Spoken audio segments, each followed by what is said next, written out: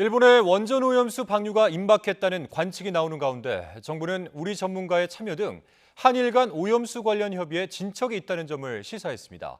하지만 민주당은 윤석열 대통령의 우려 표명을 촉구하며 방류 저지 여론전을 제기했습니다. 손효정 기자입니다. 정부는 일본의 후쿠시마 원전 오염수 방류를 앞두고 화상으로 이뤄진 한일 실무자급 협의 결과에 대해 긍정적인 평가를 내렸습니다.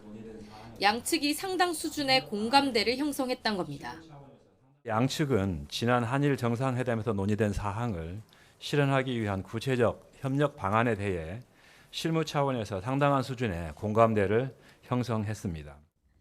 지난달 한일 정상회담에서 윤석열 대통령이 기시다 총리에게 요구한 사항을 놓고 양국이 어느 정도 접점을 찾아가고 있다는 의미로 풀이됩니다. 당시 윤 대통령은 방류 점검 과정 한국 전문가 참여, 방류 모니터링 정보 실시간 공유, 그리고 방사성 물질 농도 기준치 초과 시 즉각 방류 중단 등을 요청했습니다. 다만 정부는 오는 18일 미국에서 열리는 한미일 정상회의에서 일본 측이 오염수 방류에 대한 지지 표명을 요구하고 있다는 일부 보도에는 선을 그었습니다. 공식적으로 전혀 들은 바가 없고 사실이 아닌 것으로 알고 있다고 강조했습니다.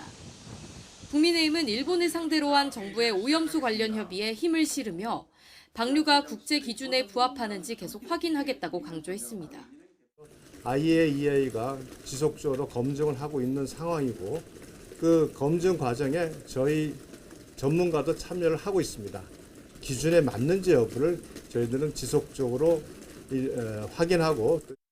하지만 민주당은 오염수 방류 반대 여론전을 본격적으로 재개하며 공세 수위를 바짝 끌어올렸습니다.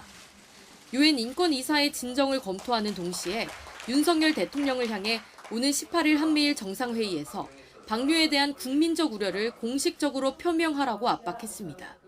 아동과 청소년을 대상으로는 간담회를 열어 미래 세대를 위해 오염수 방류를 반드시 저지하겠다고 목소리를 높였습니다.